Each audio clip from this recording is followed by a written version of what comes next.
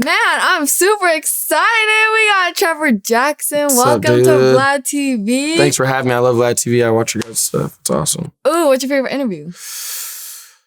Oh, you guys are always coming out with something. There's always some good, juicy bit of something. I can't even pick one.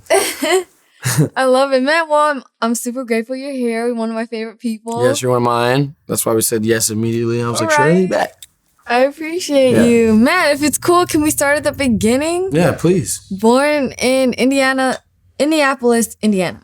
Indianapolis, Indiana, yep. What was that like? Because I actually, when I moved to LA, I actually had a roommate and they were all from Indiana. Mm-hmm. So I know it's like big Midwest. Yeah, very Midwest. Vibes. A lot of cornfields, a lot of racism. No, but a lot of my family's there. That's the main reason why I love it there. But I do think it's cool, but I didn't want to live there forever. Right. You know what I'm saying? But I love my people there. I love my city. Go Pacers. Oh, go Colts. But yeah, it was dope.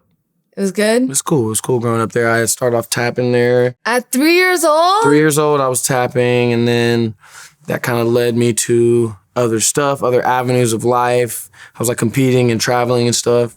Something else, like see if you can do something else. And then I did a little local show called Beef and Boards when I was there. And from that came Lion King, after Lion King for like 3 years. And then I moved here 2008. So I've been out here almost 15 years. Oh, wow. Yeah. Lion King, you played Simba at 8 years old, right? Mm-hmm.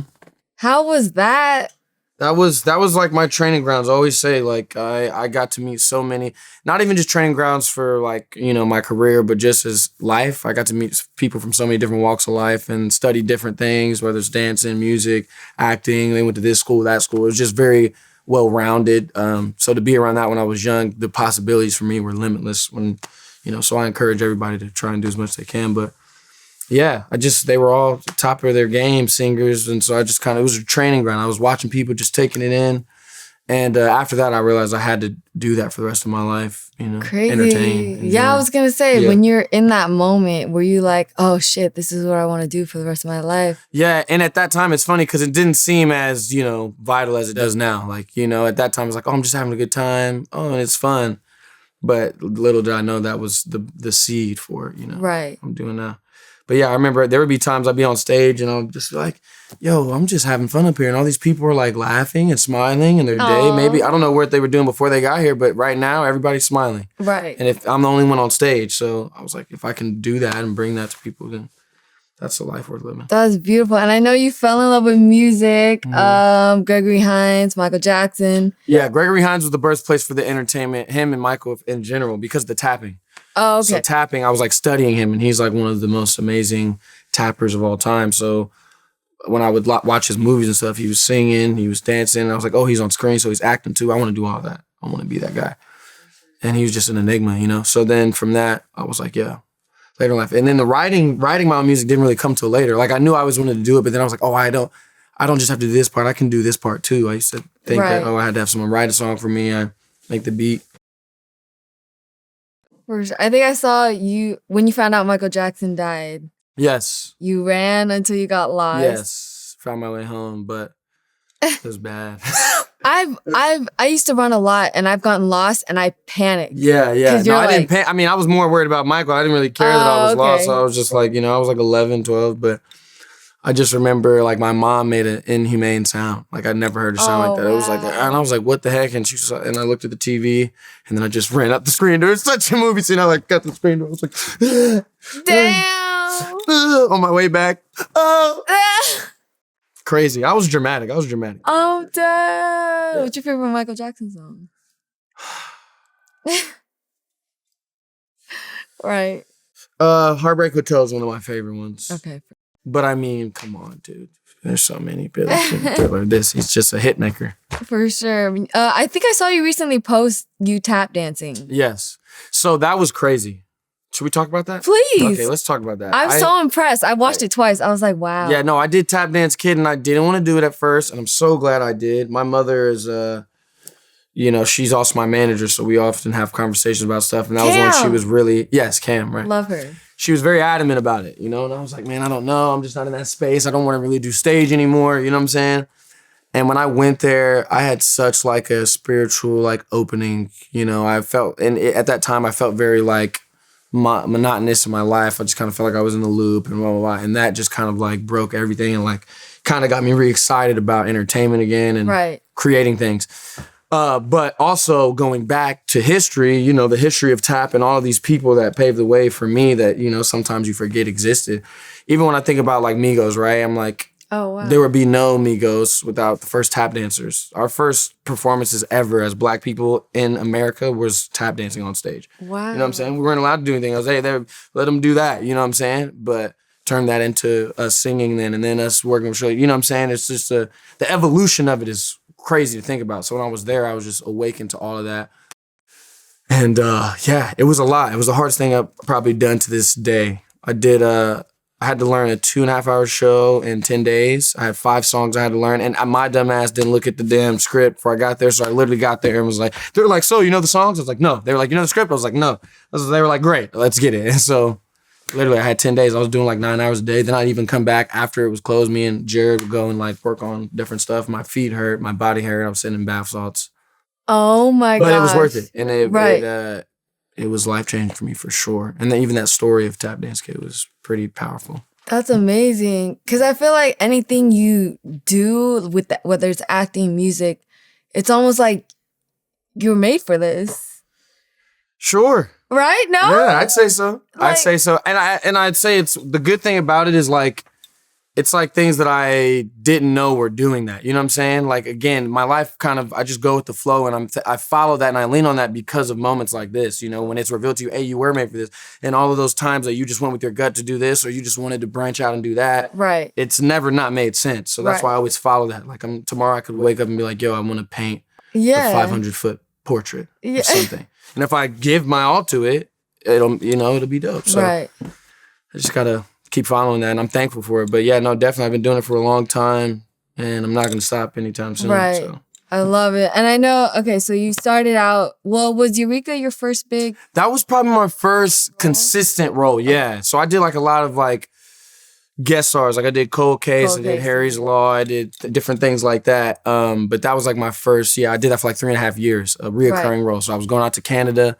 I was like 13. That was the first time I went out there. I was 13 years old. And I'd go out there and stay for like a week or two, shoot some scenes, swim in the pool all day, eat some Japa Dog, go to Earl's, start saying A for no reason because we were in Canada. Every time I was like, hey, Canada, eh? But it was tight, man. And yeah, that was kind of like, that was a long time ago. That's crazy. So at that age, you're a teenager. Did you have the normal school life? Were you homeschooled? No, I was definitely homeschooled. Okay. I hated school, by the way. Okay. I think that, it's a long list right there of reasons why. But, I do think it's smart to put your mind on something and try and become good. But I think there's certain things you should learn. And that should be bred into someone when they're young to know that they can do anything. I feel like a lot of things are forcing people or showing them it's only possible to be an employee. It's only possible to, they don't teach you how to own things. Yeah. They don't teach you how to, entrepreneur. Like, it's very much worker bee vibes. You know what I'm saying? Hey, this is what you do. You go here, you go home, you go to sleep, and you die. Yeah. Not, hey, you could build this and change life for the next million years if you do something like this. For sure. I respect that. How was it being a guest star in Austin and Alley? That was cool. That was, in and out. Long time ago. I know cool. Your track record is impressive. It's history. It's a little part of history, sure. That was fun. Music. 2013, you actually went on tour with Jussie Sky. Yeah. That's wild. We went on tour for High School Nation. And I remember, I forget how many years we did that. We were in High School Nation for a long time. What is that exactly? But it's a tour that goes all the high schools. So we literally were, and it was nuts. Like, that was the craziest probably crowds I've experienced in my life. Why? Broken noses, passing out. I had never, what I'm saying, before that. And I was only, 2013, how old was I? I was 15, 16. Oh, wow. You know what I'm saying? And it was just a lot. I remember, it's crazy being that young, experiencing that. It's almost like traumatic in a way. I don't want to be like dramatic, but it's like, whoa, like what the heck? Like what's going on? Right. You know what I'm saying? So those were some fun experiences, great music, great shows. And it was preparation, for when I go on my own tour. Right. Which eventually did happen. So I really enjoyed that, man. I got to connect with people and one of my favorite things to do is be on stage. So. Right. When did you first start recording your own music? That wasn't until I was like at Atlantic Records. Okay. I signed to them in 2015. And then it probably wasn't until maybe my third year there. I remember New Thing was like my first EP that I did. There was like 4 things on there. That was like that might have been 2013 too, 2014. Mm-hmm. And then, if I was signed in 2015. So it was 2015. And then I did In My Feelings. And that was the first time me and my brother, Ian Jackson, INJ. Shout out to Ian. He's right here. Yeah. In the building. That's my bro. And we were like, yo, let's, we can do it. We can do it. Shout out to Delonte. He was like, yo, you guys got to make your own stuff. And, take out the middleman. Yeah. And I was like, bet. At first, I wasn't, though. I was like, I want to engineer. I don't want to do all this shit. I want to sing and tell them, hey, hit this and give me that. Let me that again. And, but the minute that we learned how to do that, my music changed for sure. And I was just able to, I feel like I was able to cultivate my sound better because I was in control of every step of it. You know what I'm saying?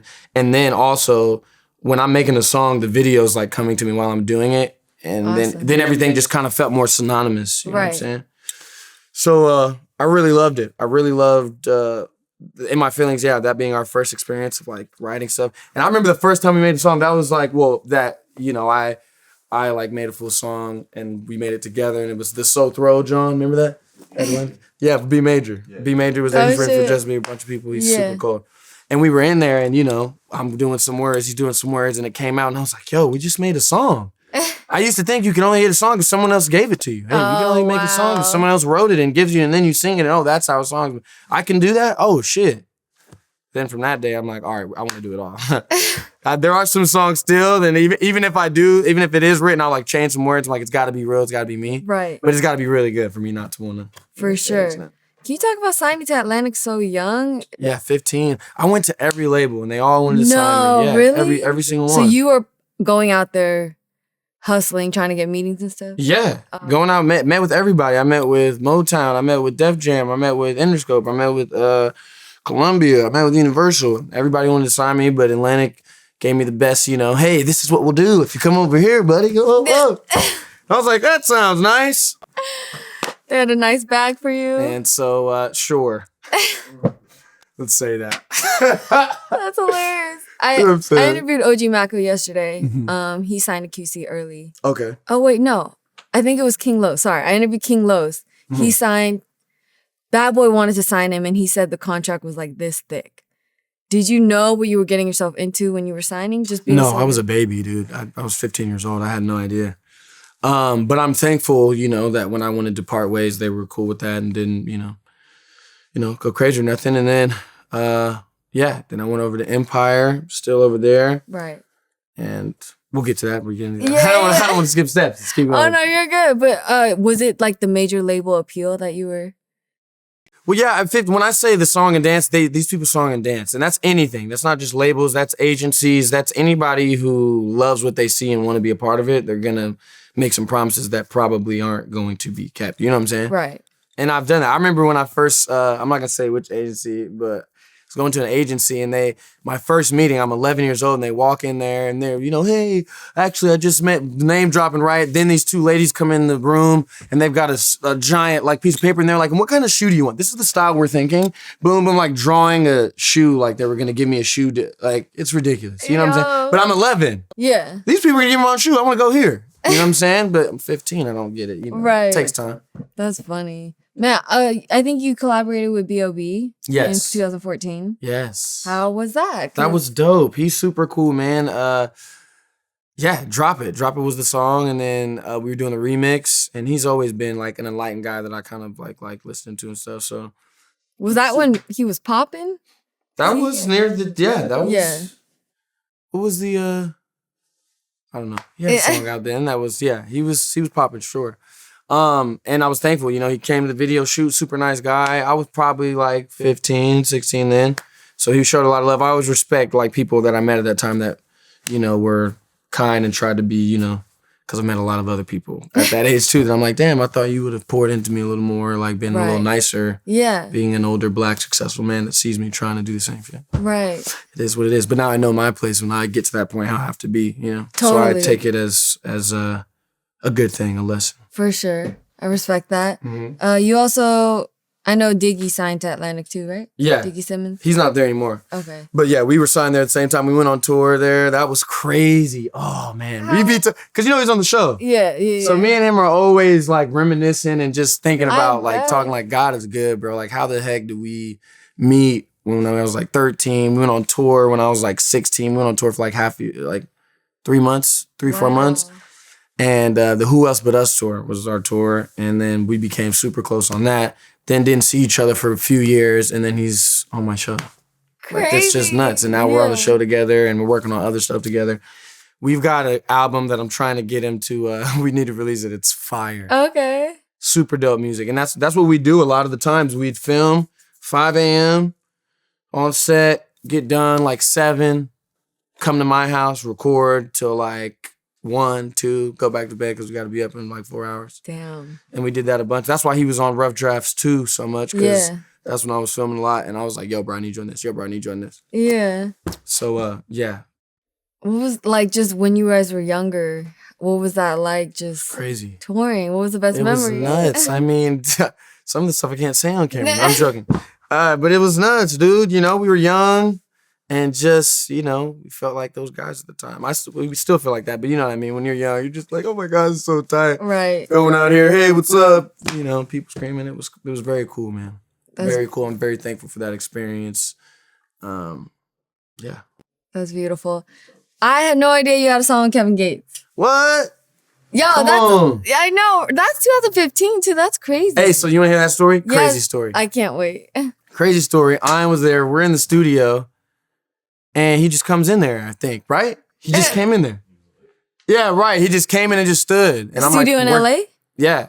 We were in Atlantic. This is when I was with Atlantic. Oh, okay. And he was in some other studio. And he just came in there. I guess he walked by and heard. And then he just came and was like, standing there. Everybody's like, that's Kevin Gates. Just chill. Just keep the song playing, whatever. And he's like, yo, this shit right here goes crazy. He was like, you like a mix of blah, blah, blah. He's like, I need to be on this. This is going to have them bitches shaking that ass. And I was like, bet, for real? Hey, he was like, you know what?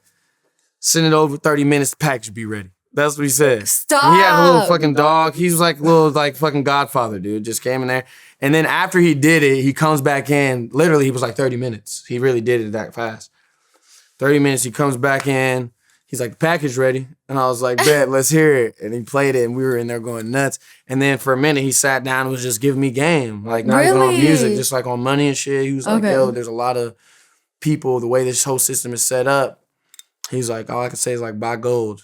Get a lot of gold. Really? And he was like, you know, just, I forget the exact, you know what I'm saying? He gave me a lot of shit, but he's just smart. He's a smart dude. For sure. And, you know, he thinks deep about things. So I was thankful that he did that. I was a huge fan of his. And I was like, damn, really? He did it. Came to the video. It was awesome. I was going to say, not everyone commits to a video. You know what I'm saying? It was super dope, man. He was a nice guy. And yeah. How was it shooting the video? It was awesome. It was awesome. We were in a car. We were in this, I forget what kind of car it was, a little convertible. For like the majority of me and him were just rapping, talking about stuff, talking about love, talking about life. Aww. Yeah, you know what I'm saying? Because his girl was there with her Eureka? kid. Yeah, she was there. Love her. And yeah, just talking to me about them. And he's dope. Just feeding me gems. That's what I'm saying. I was like, yo, that's what I'm talking about. Right. I respect that. So yeah, I'm trying to get him some more stuff. But you know. We'll was he praying? I know he prays a few times a day because he's Muslim. Not in front of me, I don't think, but yeah, he did go. I think he did go somewhere. That's funny. You joined American Crime. Yes. Big moment. Big moment. That was right before I was gonna quit acting. Why? Yeah, I was gonna quit. I was over it. I was like, I'm done. I don't want to do it no more. Honestly. Why? I just was sick of it. I was sick of it. I was tired of it, and you know. Wow. And at that time, how old was I? Shit. I don't know. 2015. Right? 2015. I hate math. Let's just say I was young. And I was young and I was like, you know, kind of maybe there's a few times that I was like rejected on some shit. And I was like, I'm sick of this. I'm done. I'm done. I don't want to do it no more. And then that was the last audition before I was going to quit. They only got one more. I was like, man. So I didn't look at the script. I intentionally tried to bomb this audition. What? And inside of the room, after I tried to bomb it, like I got the paper in my hand, like just reading it off the shit, like, I got down there like, oh my God, we're gonna send you straight to network. That was one of the best performances I said, what? Oh my God. Are you joking me? So they picked me. And literally, and that's never happened, by the way. Any job that I've ever studied for and I'm looking in the mirror, oh, let's get the shit right. I'm doing character work, whatever. And go there, that's never happened. Right in the audition, they're like, we're sending you straight to network. That's like 5 auditions away, typically, when you audition. You like audition, you get a callback director, callback producer, callback, oh, let's go to network, now we're doing it again. They were like, from the first audition, we're sending you straight to network, come back in like a week or whatever. And so then I was at a mix and match, and then I got that. And that's why I'm still acting, because that experience. Wow. Regina King. Right. Andre 3000. That nigga. You can't, I mean, I could go on all day about him. Yo. Just crazy. A unicorn, really. Yeah. Of people, like, you know what I'm saying? Just a different type of dude. And I've obviously respected him before that, but after that, and it wasn't even things he told me directly or what he'd do, just watching him move. You know what I'm saying? Watching him walk through a room, or like who he's talking to, what he's interested in. Or one of the greatest things that I took from him was he was drawing. And I was like, yo, that's fire. He's like, yeah, what I do is I don't look at the page, and I'll like do like this, scramble, and then he'll look back at it and he'll try and draw something out of it. And I said, whoa. Whoa. And yeah, so now I do it like occasionally to like calm myself down, but just shit like that though. Like, how deep is that? You could take that in 100 different ways on how to do life. 1000%. You know what I'm saying? Like make the most out of what you got. Stop trying to control everything. Like those are things that I picked up when he did that. But also John Riley, the director of American Crime, was, you know, he was like, yo, he pushed me hard, and I was like getting pissed. But I was like, oh, that's why he was doing it. When I saw it back, I was like, oh. Oh, because you had to cry, right? Well, yeah, but that part was easy. It was like other stuff, you know, little tedious like stuff where I was like, why does he keep caring about that? And then I saw it back and I was like, oh. And that's when I wanted to start directing my own music videos, because I saw how he was doing it. I was like, oh, that's, you know, it's about how you see the world. Right. That's how he saw the world. Now I'm like, oh, but if I wanted people to see it like this, I've got to have them. I mean, right. So it was all kind of meant to be. Right. Like, how was it having Andre play your dad? It was amazing. Like I said, I was playing music. I remember we were at this, I think Super Bowl. Went to Super Bowl at his, I don't know if it's his house or might have been his house. I forget, but it was me, him, Big Boy was there. We all were like in the basement. It was just kind of like wild to me. Yeah. You know, I couldn't really believe it. Still. It's just crazy. What was his reaction to your music? Oh, he was like, yo, this is fire, man, blah, blah, blah. You know, just like being a big bro. Like, yo, keep doing this. Hey, do that. You know? He's like, I made my best music when I wasn't lit. You know what I'm saying? I was like clean. I was blah, blah, blah. I was like, wow. So that was a tidbit, too, I took. I was like, You know what I'm saying? Yeah. It's cold. But, yeah, that definitely lit a fire under me just to push harder, you know? Because the fact that I come from where I come from and was in a car, in a room, in a scene with that nigga is like wild. In the studio, you know what I'm saying? I remember one of our closing nights, we all went to the studio and everybody was just playing music. And I was just like, where am I at? What am I looking at? Big Boy. I played Big Boy How That Sound. That was the one he lost his mind to. That's from Rough Drafts 1. Thank you. Rough Drafts 1. And I played that and he was like, yo, who's that? I was like, that's me. He's like, this ain't you. I was like, yeah. How That Sound? He was like, yo, that right there. So he was super dope, man. Super kind. And then, yeah, it's just... I'm not saying... Then Superfly, you know what I'm saying? Yeah. Like, that's crazy. Like, I met him then when I was doing American Crime and all that. And then to come back around to it was trippy. Man, should we talk about Superfly real quick? Sure. I mean, you know, big movie on the big screen. It was dope, man. I was super thankful. I recorded Rough Drafts 1 while I was actually filming that. Crazy. And that's why my hair in all those videos, you know, were like all straight and rocked out because I'm like, yo, I gotta go to set and straighten my shit again, so I couldn't cut it in them. Right. So I really embraced that side. And that's the thing, like I always make music about where I'm at in time. You know, I was on a set, I was on a big movie at 21. I was 20 or 21. I was playing like 28, 29 in the movie. Oh, wow. And, you know, it was my first time leading a movie. And so all that music is like, you know, everybody thinks they know my life. Everybody's telling me to slow down, but I'm on the lead of a movie. I'm in the club. These chicks are like, I don't even, you know what I'm saying? All of that stuff is so real. Right. At the time. So, you know, the more that people like know the story and see kind of everything that was going on, the music makes even more sense, Totally. you know, about where I was at. Right. Even that Is That All I Am to You is a song I wrote. I remember I was out there shooting and I was like in the club and there was these girls and they were coming by and they were like, yo, we can come in, we can get some bottles. And I was like, that's the first thing you ask? Like, Right. you want to come hang out and just say, like, That's All I Am to You is just another dude in another Right. club that's going to make you, like, it's going to allow you to have a good time or something. Right. So I was really like, you know, the music was just pouring out I feel when I was doing that. But for sure. it was dope, man. That was a great experience. I met a lot of brothers that I met. Michael K. Williams, R.I.P. to him. Jason Mitchell. Shout out X. Shout out everybody that was a part of that. But yeah, man, it was definitely a growing experience for me, you know? Right. It's a lot. How was it? Because I think I went to the movies for that one. Mm-hmm. How was it just seeing yourself on the... Seeing it was wild. Seeing it with your grandma's even more wild. She was like... When the threesome scene came on, I was like, Grandma, close your eyes. Don't look. Please don't look. I'm crying. Yeah, my papa was there. I think he might have been laughing or something. He might have been like... I'm crying. You know what I'm saying? That was tight. My dad's we're working on his emotion expression. You know, anybody, you know, especially being a father, you're like, I don't want my kids to see me cry. So he just laughed for a long time. Was trying to like not to cry. I was like, when I came on the screen, he just started laughing. He was like, and just was losing. I was like, Dad, what? He was like, I just can't believe, you know what I'm saying? So that's always cool, man. That's awesome. I think, how did it feel to have Future do the soundtrack? It was cool, man. Future's Future. That's legendary. Yeah. It was super dope, man. Walk home, Inks. They didn't pay me for that video. No, I'm joking. They used me all through the video. I don't remember getting a check or anything for that. No, I'm joking. It was tight. I think I've been seeing comments. People are asking for Superfly too. Yeah. That's a no for me. But maybe. Who knows? Maybe down the line it just makes sense. But right now it's a different time. I got my mind focused on different things. Like what? A lot of stuff. This new album for sure. Rough Drafts 3. Oh wow. Yeah, There's a third installment coming. Yeah, third installment. Okay, cool. The trilogy. It's Rough Drafts 3. The guy on the side is like a little tagline. So basically, it's just about a guy who's in love with a girl who's in a relationship.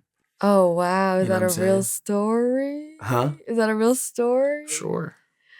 You could say that. I've been in a few situations like that. Oh, okay. I'm not proud of it, but that's where I was at in life. It's about learning and, you know, growing. But that's the thing, too. A lot of this stuff, a lot of my music, you know, is made and then it doesn't come out till a different time, you know, so it's sometimes funny. I was even talking to my brother, some stuff I made, like on Rough Drafts 1 made sense to me like 2 days ago. I was listening to it. And I was like, oh, this song just really hit. Whoa. Yeah. I talked about like having a drop top before I had one, and then I was like in one listening to the song that I made when I had it. I was like, oh shit. Okay. Shit like that. But so yeah. That's what it's about, and it's, you know, it's real. There's so many people, and we put so much pressure on ourselves, relationships, all these things. For sure. You know, you love who you love. Right. And you can't help it at that time. And that person can't help it sometimes. They might be with someone, they're like, yo, I'm with this person, but I love you. I might be staying with this person because we have time, but I like, you know, who knows what the real... It's complicated. You know what I'm saying? So that's what it's about. And it's going to be side A, side B. Oh, okay. I'm going to give the fans more this time because during the pandemic, I didn't put an album out. Yeah. Which is a no-no. I was very pissed. Why didn't you? I just think a lot was going on. Yeah. I don't know if I was filming or something, but I just couldn't do it. Right. So I'm gonna make sure this is a little more lengthy, more songs, and I'm super stoked, dude. I think this is the most bangers I've had on one project. Like I make a lot of music, like, you know, and heartfelt shit, and, you know, write out poetic type stuff, but this is like all like, oh, you know what I mean? Yeah. So it feels good. It feels good. Because there's so many sides of me musically, you know what I'm saying? Sure. You got the Love Don't Change side. It's like the emotional ballad that's, you know, kind of Ed Sheeran-esque. Right. And then I've got the Migo side of me where I want to just turn up. I don't want to turn my song on and want to cry, you know? I want to just turn on and be like, hey, I'm fucking driving to whatever. Right. And feel good. And, you know, I want to make it, too, for girls to get ready to. They're going out. For sure. Let's put some go-out music on. Yeah. I think my favorite music of yours is the bedroom music, though. I'm not going to lie. Oh, yeah. I like that, too. It'd be vibing. That's because you're nasty, Shirley. That's why you're nasty, dude. You want the nasty shit. I got that too. You know, nasty shit's on there. Bounce to be, okay? Bounce to be. You know when you listen to a project and you just that one song you just listen on repeat. Yes. You know? Absolutely. But how did it feel to release Love Language? That was your debut, right? They called it that. Okay. Sure. I feel like every time I put music out, it's never not trying to be the best version right. At the time, you know what I'm saying? So I never just be like, oh, this is just whack music, let's give it out to the fans. Like every time I'm like, yo, let me do the best I can do. Let me write the songs that are me. Let me be real. But the Love Language was sick, man. I think I made it in a time. A lot of it was created during the pandemic time. Right.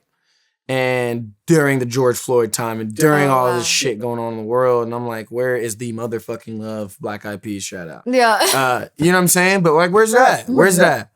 And I even remember something that really stuck with me, why I wanted to make an album like that too, was Deion Cole. He was doing a stand-up and he was like, remember when love songs used to be like epic? Like niggas like saying, I'll cross an ocean for you, or I'll walk a mountain. Like, where's the love at? He's like, now it's just, bitch, I'm trying to fuck you. You know what I'm saying? Like, there's no like, passion or like, for just epicness stuff. And so I wanted to make an album that was bringing it back to that, like just some love songs, like, that everybody can listen to, and that's real. Facts. You know what I'm saying? Love Don't Change is one of my favorite songs on there because it really is like... Intro track. Yeah, the intro track. Yeah. That is a song that kind of, got me through some stuff. Right. And it's a song about people who got me through some stuff. Right. So whether it's my brother, whether it's my mom, my family, people in my life, God, a relationship I was in.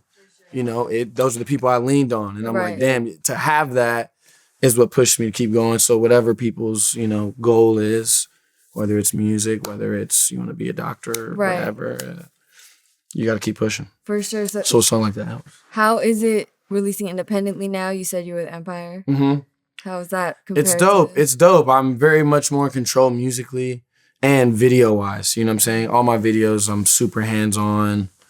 Directing. I'm always directing it and always, in the editing room trying to make sure that it feels right. Yeah. But it's good. I like being in control of my own ship. And the hardest part is finding people who know the ship well enough to where you can like go off and do something and they can handle it. Right. So I got my brother, he's one. My mom may be another one. So it's like trying to get more people on the team that, totally, get it. Because we don't got time to explain it. We're on the go. Yeah. So either you fit it, and if you don't, just exit. Right. Exit the highway. Right. This is where we're going. For sure. Just giving you experience with both, do you have advice for aspiring artists? Because obviously, a lot of people sign, some of them get shelved. It's like a whole thing. Yeah. No, it is. I guess some advice I could give is like, if anybody makes you feel like you need them to succeed, they're probably not the best people for you. And that's happened to me so many times. Because let me say something, guys. I am an artist, right? And I appreciate other art. So I'm not super biased. When I know my shit is dope because I know it's good. It's not because it's mine. Mm-hmm. Because I can hear another song and be like, damn, that shit's amazing. It's not just, you know what I'm saying? And once I got to that place where I was like, I could tell what I just thought was good and what wasn't good. When I'd bring something that was good, if I said I made it, people would intentionally say it wasn't good because I made it. They were like, oh, if you did this though to it, or if I had somebody come in and just try to implement, and people only do that when they know you're great. They only want to be a part of greatness. They only want to put their hand on something because they're like, hey, when this goes big, that'll be my claim to fame. I told him to put the claps in 2 seconds later, then the claps came in. Right. I told him to put that one harmony. I told him to change his voice on this one part. Right. I remember I did some shit and he said, maybe just, the song is great, but this one part, and you go, Like, I said, are you fucking kidding me? Where you heard a whole 2.5 minute song and you want to, you know what I'm saying? Right. So I would give that advice to people. And I'm not saying be stubborn and hard-headed, but sometimes if you know, you know. And if you feel strongly about it, even if you are wrong, do it, because you will always look at your life and be like, I did what I believed was right at the time. Right. That's all you have to lean on. But if you do some bullshit and then you're like, oh, it's that person, you can blame everyone. But, really it's yourself. You gotta live with the decisions you make. So always bet on you. You know what I'm saying? Right. And, find people that obviously want to push you, want you to be better and things like that. But sometimes like, yo, this is what I'm feeling. This is it. Sorry. Right. Sorry. And if you don't get it, you're probably not meant to be around, And that's how I feel, because people will just pull away. They'll pull away everything that makes you you. And sometimes everything that you right now, this just came to me, everything that you just now, like right now, may not look right because maybe in a year you'll have the last piece to make all of it look like it makes sense. You know what I'm saying? You have all these blocks. It's like, oh, this is off balance. And then the next year, boom, this made everything, level out. But if somebody comes in and sees something, they're like, oh, we need to take this out. We need to add this in. We need to take that out. Everything that's built you up to who you are. It's like, you know what I mean? Right. I don't know. For sure. Is this a good time to talk about your company, Born Art? Let's do it. Born Art. You guys see it? Okay. I always said I'd never get a chain, but I had to do it. What is that new? I had to do it. I had to do it for the Born Art. Okay. How much is that little chain? Come on. We don't disclose. We don't disclose. You don't see what I drive. You don't know how much the chain costs. Always be in wonderment. No, I'm joking. I'm done. But it was not cheap. But I think last time we talked on Shirley's Temple, you were debating getting a chain. Yes. And it happened. It's here in real life. Hey, shout out to Omar the jeweler. It's so He's amazing. cute. What is it? It's a shark. So this is my kind of like logo for my company. Right. And it's a baby hammerhead shark biting like a toothbrush. I mean, not a toothbrush, an art brush. Okay. So basically, we're fucking the art game up. That's how I feel about it. And I have my tattoo of my shark right here. I saw that. Love it. And the reason why sharks are so big is because, like I said, my whole life they told me to slow down. Trevor, just take a breath, just breathe. And sharks will literally die if they break swimming. Like, they don't stop swimming ever. They'll literally die. Oh, my God. Crazy, right? Right. That's insane. So that's what I wanted to be. And, it's a hammerhead because it's not on brand. Like, people think, oh, gray, white. Like, you don't have to be the version that the world deems you to be. You can create your own version. Right. So that's what we're about, man. We're about being free and not being held back. I can do anything I want if I believe in it. Right. I can do a country song. I can do a rock song. I can go do a movie. I can come back and be a football player professionally if I want, Literally, if I wanted that. Did you used to hoop? I used to hoop, yeah. Okay. If I would have given my all, I mean, come on. Come on, guys. You see, I just, people know me on the courts out there. They've seen me. I have days where I'm Jordan. I have days where I'm not. And it's okay. It's okay. Oh, you got some height on you. Huh? Be in the water, right. Oh, yeah, surfing. Be surfing too, yeah. Definitely be in the ocean. That's another part of the sharks, you know what I'm saying? Right.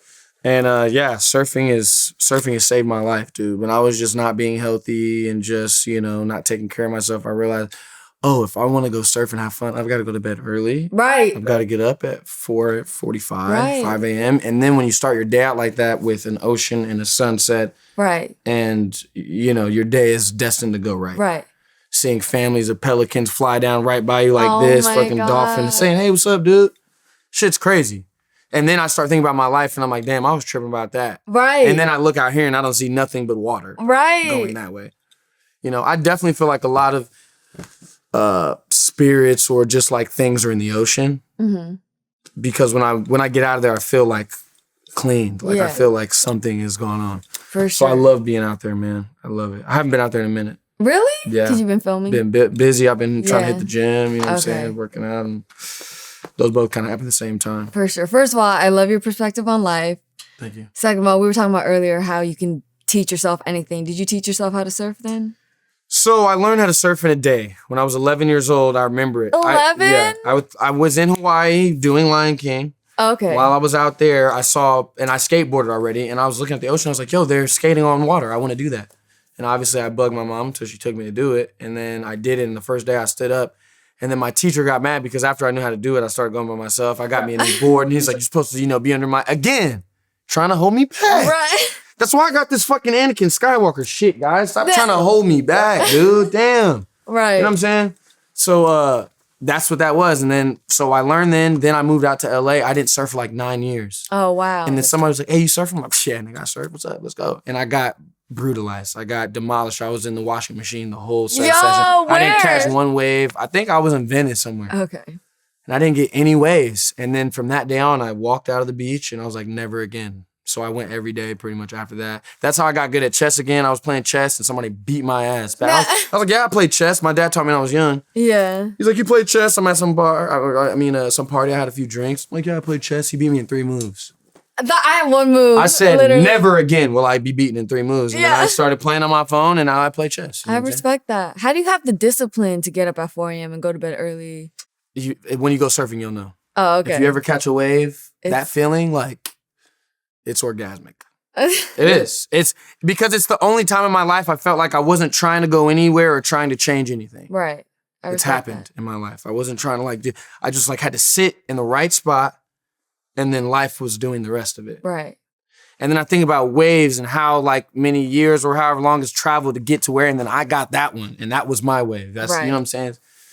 I don't know. It all comes back to life. It helped.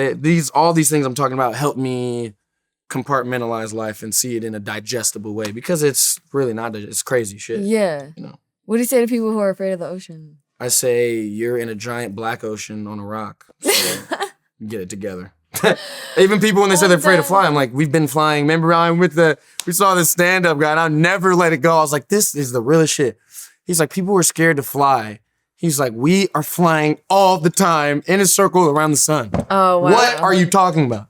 You know, but it's mental. It's all mental for people, and it's comfort. Right. What can I hang on to? What's tangible? Right. So what do you say to people who conspiracy theories, the earth is flat? I don't know if I even have words for those people. Right. I'm sorry. It's just, my thing is, because I was having this conversation with my cousin, he wasn't on there, but he was like, but what if? And I was like, bro, because, everybody's argument is, oh, if you're flying, you don't go like this. I said, it's because it's thousands and thousands and thousands of miles. You wouldn't be able to tell if it's turning because it's that far. Right. You get what I'm saying? Like, I just don't get it. And the reason why I for sure believe the earth is circular is because everything's balanced in life. Okay. Everything, you know what I'm saying? And when I look at the moon, when I look at the sun, right? If those aren't green screens that we're all held inside of, who knows? Yo.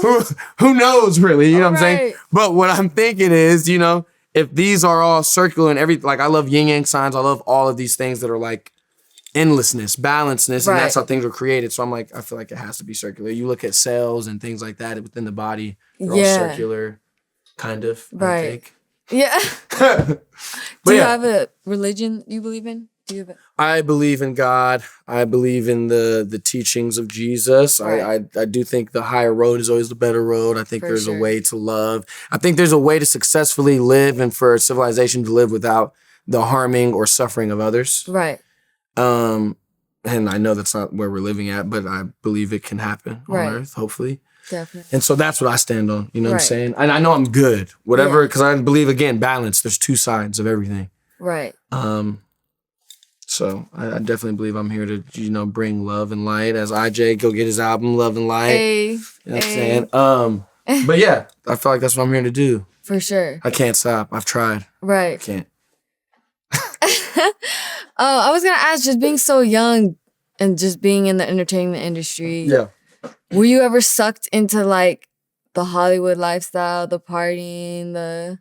For sure. No, I definitely, that's what I'm saying. Surfing kind of helped pull me away from that. Right. Because I was doing that and I was like, and then even like going to set, hungover, I gotta film. You know what I mean? And I'm just like, why am I making it harder on me? Right. And at first you don't get that. You're just like, oh, I'm trying to have a good time. But then you start realizing you gotta maximize. When you realize time is fleeting, and that's how I've been feeling like the past few weeks. So like I've been working out every day and stuff, and I'm just like, yo, time is fleeting. Yeah, no, for sure. Yeah, let's do it. But I think it's balanced though too. Like I'm not saying you're gonna wake up one day and but you got to start realizing when something is doing less for you than it's doing more. Totally. Like if it's pulling away and not pushing. Right. Because there are some days you go out, get lit, you have a great time, you make a great song. Oh shit, that was an amazing night. Or you meet someone and you make a great relationship. That's tight. But when you just start doing it to escape reality, it's never good. For sure. Yeah. How did that ever affect your mental health? For sure affect your mental health. You start, and even like I say what affects mental health more than anything is social media. Yeah, I saw, Dude, agreed. What? I caught myself the other day. Actually, this was last night. I was on my couch and I could not stop. I was like, I'm gonna stop right now. I'm like, what the fuck? Right. I'm not in control. What's going on? Right. So I think even that, and just the ability to know that there's something else, we can't process death. We can't process anything because it's like, oh, all we have to do is scroll away from that and our minds will be distracted. Right. And so I definitely think that there's a shift in the way people are thinking and the way things are processed, and hopefully we can get back to the roots of, the shit that matters. Definitely. Because it's not a real world. I hate when anybody that tries to start beef with me online. People try to beef with you? I mean, people always try to beef, but I'm just saying. Okay, I'm like, you're so nice. Why would they try? Yeah, exactly. That's how you know they're with Satan. I'm joking. Yeah, no, but people that, it could be a girl or whatever. Yeah. Just anything that's related to online, I'm like, this world isn't real. For sure. So for you to bring the fake world into my real world, into my life, I'm not tolerating it. Right. Because it's not real. For sure. Man, I literally share the same sentiments with you when it comes to social media, but like at the same time, you do have to promote your album. No, and promote. No, exactly. It's a catch-22. Right. That's why my goal right now is I'm trying to get someone on the team to just film and do it. Yeah. I don't want to be a part of it because it fucks with even when you're creating stuff. Oh, how am I going to look when I post this shit? Or, It just feels weird, and I'm very like, I remember for a minute I was doing something to where I was like getting paid to like, you know, say something to people or do it. And I just felt very like monkey. Like I just felt like what am I doing this because want something or am I doing it because I love doing it? Right. And I started like, you know, so that line was hard. So that's why I'm just trying to make sure, even things like this, I like this better because it's a conversation with you. It happens to be cameras here. But it's not like, I'm like, hey, what's up, guys? Right. You know what I mean? And there's nothing wrong with that. I commend that, but just for me, it's hard sometimes. For sure. I love that because it's never a money grab for you. It's literally... My thing is, I know regardless what I'm doing, God will be there for me if I continue to, you know, do things I love to do. And I'm a hard worker too, you know what I'm saying? So like if it gets to that point, then I'm gonna, but if I feel like if you are doing what you're meant to do, you'll be good. Totally. And if you start making decisions based off that, it doesn't feel right. It doesn't feel right. Right. For me. Are you on TikTok at all? Trying to do it more. It has been a gladiator type battle with getting me to do TikTok. Because I love it, right? I think it's awesome, but it goes back to what we were just talking about. It's like, damn, I got to be on there and and this is my new and then I have a little writing. You know what I'm saying? It's hard. It's hard. Yeah, for sure. And I'd rather spend time making a music video than I'm like getting the lighting right and the color looks crazy in the shots. I just saw fucking Batman. I'm trying to make shit like 3 hours. That's the reason I can't commit. But. Saw it twice. So I've spent 6 hours. Wait, what made you watch every hour. What made you watch it twice? It's phenomenal. Oh, okay. I love movies so much that I really hate movies when they're not good. Okay. That's how much I love film and shit. So when a movie's not good, I'm like, I hate you. Why would you like put this on screen and waste my life like that? This movie was phenomenal, dude. I thought you saw it twice. Acting, cinematography, direction, the writing, just the intricacies of taking these characters that were fucking comic books, and I've seen all the Batmans up to then, and like making them now and making it like raw. Oh my God, it was amazing. Damn. It was so good. And I knew it was going to be. Right. Because Colin Farrell is one of my favorite actors and fucking Robert Pattinson. Right. Jeffrey Wright. I mean, the list goes on. Right. And it was shot. Matt Reeves' life is about to change because he's done some movies, but he ain't done this. Right. The Batman is... Because I was looking at his other stuff, I was like, oh, these are dope, but this movie, his life's about to change. Crazy. I honestly think that Colin Farrell should get an Oscar for his performance. Really? Yeah. He wasn't even him. I didn't see an ounce of Colin Farrell. Right. Trippy. It's crazy because after you told me about Free Guy on Shirley Temple, I literally... Did you watch it? I went to go see it because of you. And I was so happy. What'd you think? Crazy, bro. He's like, dude, just put these on. Yeah. You can do it. And even that guy was scared. He's like, look, I'm scared. To let go. We were just talking about that comfort. To let go of this that's made me who I am. Like, this is the only way I can, like, digest life. If I let go of this, then who am I? Right. That was deep. That was so deep. And I love when people recommend movies to go see because it's like you get to just go in the theater and not worry about your phone. Right. The Matrix. Right. That's what it was for me. It was like a remake of The Matrix in a different way. You know, dude, you can. Right. You can, actually. Right. Trippy stuff. Right. You mentioned Oscar. Is that something that's on you? Yeah, so it's 12 Grammys, 2 Oscars. I've been saying this since I was about 10 years old. Okay. Yeah, I want 12 Grammys, 2 Oscars. After that, we can just get extra ones, but that's the goal. Damn, 12? Why that number? I don't know. Okay. Actually. But then again, I go with that. Like, if that just came to me and I'm stuck with it, maybe there's a reason why. I respect that. But, yeah. Because that's, you know, you can hold 6 in one arm, you know, maybe. It doesn't have to be the same night, but hopefully it is. What about, you know, we got Drake and Kanye boycotting the Grammys.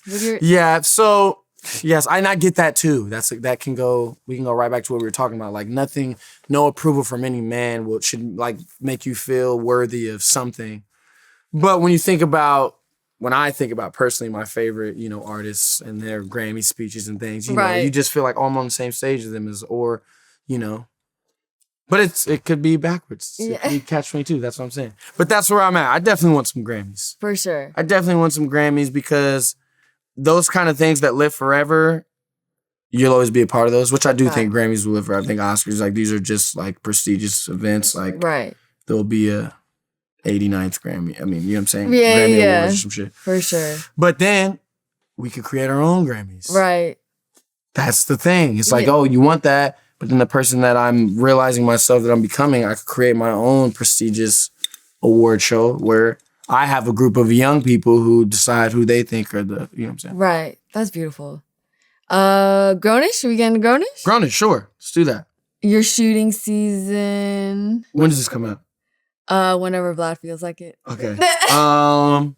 So I don't know if I'm allowed to say. I'm sure you can, but I don't know if I'm allowed to say yet. Okay. The next season, but okay. we can talk about season 4. Okay. Season 4 is cool. Okay. Season 4 is dope, man. I love my castmates and I love the show. I always say this is like the 19,000th time I've said this. I know. I've seen your interviews. You see me say yeah. how I feel about it's overwhelming, and then me being on the show makes me feel like I'm doing my part. Right, because it focuses on real life issues. Yeah, exactly. Yeah. So. But I mean, it's always important what it means to be a Black male. Yes. Acting on, and it touching on, Black Lives Matters, all that stuff. That was crazy. That was crazy. Yeah, while we were shooting that, someone died. A Black kid got killed by cops while we were shooting that scene. It's very powerful. And Strange Fruit, the song, I'd never even, so I've heard a little bit of it here and there growing up. But when Avery was singing it, I'd never heard like the Avery words. Wilson? Avery Wilson, he's singing in the episode. Amazing vocalist. Yes. But, and a good guy too. But he was singing that and I heard the words for the first time.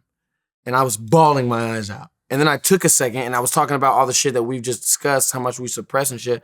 I was like, being Black, you suppress a lot, dude. Slavery is not a fucking joke, and we suppress it because we're like, oh, we got to get through our day. Yeah, you got to get through your fucking day. If I think about what happened to me and my people, like so I realized in that moment, I'm like, I'm on set of a show and we do comedy and we're like, I'm trying to like joke in between, but I'm like, this shit is, you just forget. Right. You forget and you force yourself to forget so you can like live life right because it's fucked up. Right. But I just kind of was able to be like, damn, this is powerful and I needed to release that. Right. I needed to release that pain and hurt and like cry a little bit and it felt good. But I was just like, damn, this song is crazy. And I'm from Indiana. Right. That's the second place. That was the second to last place to stop like legally hanging Black people. Wow. It was the second. Everybody was like, all right, this is a little too much. We should stop. They're like, not us. Not us. Oh they held on. They fucking held on. There's a picture, like in a little town, like it's fucked up. Like that's in Marion. That's in Marion, yeah, Marion, Indiana. And the story is they like drag these two Black convicted of doing something to a white woman, which we know wasn't the case. They go in there, drag them from the jail and hang them like at the Capitol, the building. Wow. And the building's still there where they hang them right in front of them. And they're all, you know what I'm saying? Hey. That's shit like that. Right. So when I was doing that, I was like, yo, that my dad, when I was young, was like, don't go down certain streets. Don't go out here. Like, you know what I'm saying? And you forget, you're a kid and you're like, yeah, dad, because when you see your dad even a little bit off his game, or not even off his game, but just like nervous or as a kid, it's scary. So you're like, okay, whatever, Right. But that's why, I have to ask just because I thought of it. Yes, What are your thoughts on the whole Jussie Smollett situation? I don't even know what I'm supposed to say about that. Okay. Let's just say that, man, hey, I don't know. I don't know. You just can't lie, I don't think. Right. Or you should lie about something like that. I don't know the facts, though. Right. So I can't speak. Did you have a relationship with him? No. I've met him, like, once at a party or something. But I don't know. Yeah. But yeah, man. That was wild shit. Right. Life is crazy. That was some wild shit. Right. When you were first starting Grownish, did you know it would be as impactful as?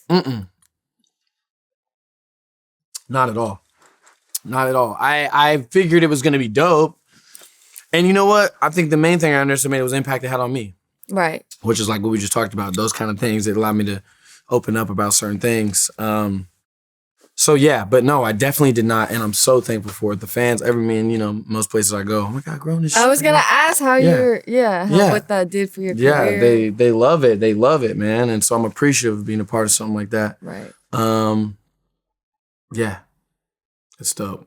I know you've been asked a million times, But how is it working with Yarashi here? It's amazing. Yeah. She's my little sis, man. She's so talented, and like I only care about one thing the most in any person is, are they good? Right. Yeah, yeah. Are they loving? That do they part. like people? Do they want to help people? Right. And she's that 100%. So she'll always have my support in whatever she does. And yeah, I love her. That's beautiful. She's awesome. I was gonna ask too, just given all the stuff you've done, acting, music, whatever, what keeps you so humble? Because I feel like you're so humble. My brother and I were having this conversation. He said, I think you're too humble sometimes, bro. Right. I said, what do you mean? He was like, bro, you've been doing this shit and fucking niggas up this whole time. Like, right. But my thing is, I think the reason why I'm like that is because I never want that. I always like my work to speak for itself. But then when I think about like boxers, the greatest boxers, a lot of it was talking. Or even you think about Kanye, a lot of it is what he's saying. You know what I'm saying? When you're speaking. But I don't like mean, and I don't like people that are doing it for the wrong reasons, because I'm not doing it to be better than anyone. I'm doing it to be the best I can be. I'm not doing it to be like, hey, look, you know what I'm saying? Yeah. It means too much to me to limit it to that. Right. To limit it to be like, you know, oh, I'm the best at this shit, but I feel like I am. That's yeah. what I feel like, you know what I'm saying? But I don't know.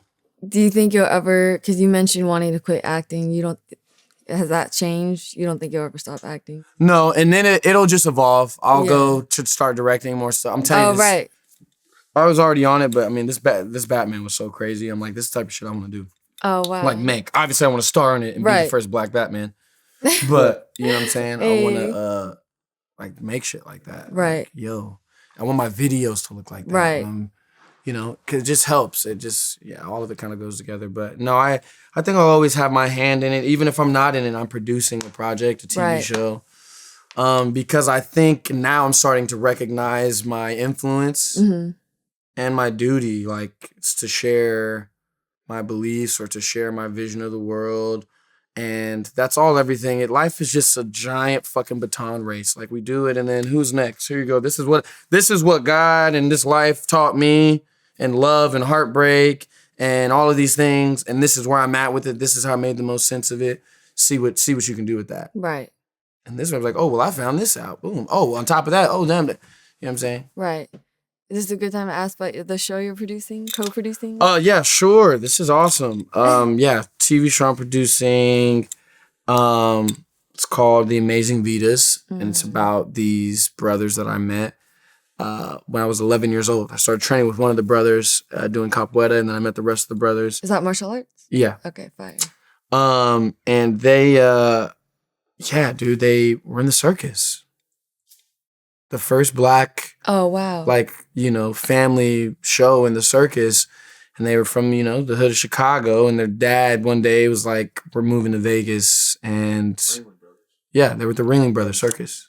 That's epic. And so, their story is just phenomenal. And I've never been more passionate about a project, really, because they have so much influence on me. You know what I'm saying? When I first moved out here, my first few years, my brother wasn't here, my dad wasn't here, my brother was in college. You know what I'm saying? So they go to Vegas, and they, become a part of the circus, and the traveling circus. And their dad was just, his story is just, not only was he an acrobat, but he's a martial artist and trained his kids since they were little. And he was like, you know what? We're doing this. And he trained them, and then their life changed, you know what I'm saying? Right. And got them out of the hood, he lost some people on the way. So I'm playing their dad. So I'm playing the dad of the guy that taught me martial arts and was like, a master kind of in my eyes. And he actually is a master now, but. That's so it's all circle. connected. Wow. And the crazy thing is, our moms had the same birthday. Oh. March 5th was the first time they ever performed in the circus back in 80 something, maybe early 80s. And then March 5th was the first time that they all came back after 20 years to perform. March 5th was the first day their dad put on the first black circus. And then March 5th was our first day of shooting this thing. Wow. Trippy. That's the universe. So that type of shit, I'm like, all right. Yeah. It's going to be dope. And playback, the kids they got look just like them, and it's my first time ever playing a role where I'm a dad. Right. Everything else I've been the guy, the little cute guy, whatever you want to call it. But now I get to play a family man, which is tight. Right. And I love kids, and I always thought I'd be a kid until I looked in the mirror and I had a beard. I realized that day was over. I'm done. But it's crazy to just see them, you know, life and like just all these things and it just revitalized me. Right. So it's gonna be tight, man. I'm super stoked about it. And he does martial arts, whoops ass in it. So wow. I think you said it made you want 6 kids. yeah, I want 6 kids after that. Cause a little kid, like I said, in between scenes, he would like come and like sit on my lap and be like, "Can I play games on your phone?" I'm like, "Sure." Oh. Or everybody's yelling at him, he ain't listening. I'm like, "Hey, come here," and he'd be like, "All right, you know, listen to me." Yeah. It was tight. And how meaningful is that? Because I know how much family means to you too. It means so much. I cry about kids I don't have all the time. Remember we had that conversation? Yeah. I do though. I do. I'll be in my car and just, you know. It's That's tight. hilarious. You want to make sure you do right, so that when they ask questions, you have some answers. Right. For sure. I know you released a video for Ride the Wave from Love Language, self-directed. Yeah, me and Zev directed that.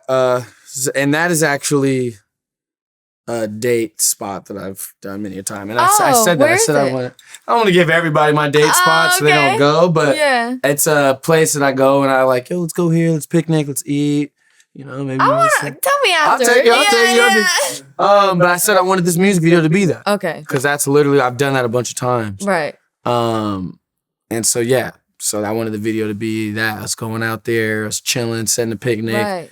And you know, we've all met the meditation girl, and in my life I've met a few, you know, like, we need to get you aligned. I'm feeling some energies. This is also, I wanted to make her that kind of character, you know. Yeah. She's in there meditating with me, trying to get me more in tune with Mother Earth and things like that. So that's kind of what the video is about. That's and then it was like she was giving me that, but then I'm the raw, exciting version, not exciting version, but like adventurous side. Right. So she's more adventurous internally, and that's why I'm like, hey, jump off this, and she's like scared. I'm like, come on, get in, you know? Yeah. Because you need that balance. For sure. So that's what that video is about, and obviously surfing, Ride the Wave. Right. So in that little square, I was like, I want waves in it. I want to look like, you know, but in the middle of all this mountain. Right. Kind of blending those worlds. I love that video. That's beautiful. Shout out Zev, shout out Sayer. Yeah, who was in it. I was gonna ask. I actually interviewed Sarati before, so how did that happen? It was dope. We met at a bunch of different events and stuff, and I was like, "Yo, you wanna be my video?" Aww. She was like, "Bet." So she definitely came and spent time. I appreciate her. It was a long day. It wasn't easy. But we did it and it turned out tight. Awesome. A little love story. It's cute, you know, a little short film. Right. Is Trevor single? Trevor's single, man. Trevor's just, you know, out here just trying to live his best life. I've heard that many a time. Right. Hey, man, you know? Yeah. Just taking a day at a time. It's so funny because I was watching the Breakfast Club interviews. Why are they pressing you about Zendaya so much? Everyone presses me about that. Oh, okay. It is what it is. You hang out with someone for a long time and they run with it. Did that ever bug you or no? No, I mean. Okay. Yeah. And you guys still friends, obviously? Yeah, sure. Hey, love Spider-Man. Yeah, Spider-Man was fire. Right? Oh my God. I'm a Marvel fanatic. I'm a Marvel fanatic. Also, this new Doctor Strange multiverse is about to be crazy. Oh, shit. Have you seen the trailer for that? No. Of course not. You're not a nerd like me. Oh, wait, but I go to movies. But you need to see the trailer. Oh, okay. It's crazy. I actually don't like watching trailers because I like to be... They give away a lot. I get that. I'm like that too. Yeah. I'm like, but Marvel, you can because it's so much. Right. You know, they're not going to give you what's really going to happen. Right. But a lot of these trailers do. Right. So yeah, I'll be like, first 5 seconds, oh, this looks dope. Let's watch it. Right. That's funny. Sorry for the clap. Random relationship question. Yeah. What is your take on cheating? What is cheating? When you're in a relationship with someone and you actively go out... Who designed the relationship blueprint so we know what cheating means? Does that mean that you're... No, don't throw words in my mouth here because you tried it. Okay. No. I'm just asking what is the blueprint of the relationship. And I think the creators of those blueprints are the two people involved. Agreed. But in a typical romance, you wouldn't want your significant other going outside and hooking up with someone else. It depends and I'm not saying this is me. This is me. I'm just all around with the conversation. We're trying to figure it out. Right? Okay. Because I don't think anybody has it. Relationships are probably the weakest point of like human evolution for me. Because I feel like we've had the same issues since the beginning of time, men and women in relationships or relationships in general. Not being faithful? Sure. If that's what you want to call that. Being faithful or just not we're opposites, so I get like a lot of the button heads, but I just feel like we have a lot of like, I don't know any relationship that's ever gone right the whole time. I don't know. No, for sure. That exists. And I think that's because people try to force themselves into something that doesn't make sense because somebody was mad that somebody did that to them, so they made it a law, and then everybody watched movies, and this is how we're supposed to do relationships, and then we're stuck in this loop, but you really can create your own reality. And I think that if you truly love someone, and this is not how I feel. Okay. This is just in general. Okay. If I truly love someone, and I want the best human experience for that person outside of me, and if that's them going to fuck someone else, and they have a great time doing that, and it made them feel better, that's selfish. Me to go, no, I possess her, I own her, and I'm not saying I feel that way because I'm crazy. You know what I'm saying? I know myself. Yeah. But I want to get to that place. Right. I hope I get to that place to where I'm able to not feel, I feel like, because what we're talking about right here, what I think mainly is sex. And I think sex takes up too much percentage of a partnership. Okay. It shouldn't mean as much as it does. Right. And it is a special act. It is beautiful. But there are so many other things I go through without my day that I need someone for than sex. Right, totally. Sex is, if you're lucky, it's 3 minutes. No, I'm joking. This is a joke, guys. Come on. I go all day long. No, I'm joking. But you know what I'm saying? It's an experience that's like happens. But if your partnership, this is your partner. This is what you're trying to do. Life with this person. We gotta let go of the ego and the pride. And I'm not saying I've done that successfully, but that's all it is. That's all it is. My dad was actually one person that I was talking about some shit, and he was like, "Cause you got a big ass fucking ego. That's what it is. It's your pride." And I said, "Dad, you're right as fuck." And I hated that he was right, but that's what it was. Right. That's what it was. Right. And I've had experiences where I have, just gained so much from someone that I didn't know that I wasn't with, that we just shared an experience, and as a person, I grew so much. Right. And so sometimes I do feel like people could deprive themselves from the natural order of involvement because they're trying to be a slave to their relationship. But I'm not saying that's where I'm at. I'm not saying that's where I'm at right now. Yeah. No, I hear you. I just am thinking about all spectrums and all sides of it because it's hard. It's hard to navigate. I feel you, playing devil's advocate. If you love someone, why would you intentionally go try to hook up with someone else? Sometimes it's not intentional. Sometimes I think, that's what I'm saying. And again, this is general. Yeah, this is not me, okay? Look, Charlie, look at shit. I'm like, we're going to get to the bottom of this. I think that a lot of people do things with intentions of hurting the other person. Like, oh, I'm going to go do this because I'm intentionally trying to hurt you, or there's some sort of malice or whatever in it. And there really is never that. And that's what here's how I explain it to somebody. I was like, if I go surfing, let's say you and me are in a relationship, and I go surfing for 6 hours in the morning. Right. Without you, and I'm having the best time of my life and you aren't there, and I'm in the ocean, and I'm doing this for me, and it's giving me something, some sort of whatever, and I come back, are you going to be mad? No. But if I go and I do something that is because it's another woman that made me happy, that will make you mad. Yeah. That's betrayal. Betrayal? Yeah. If we're in a relationship. It's hard.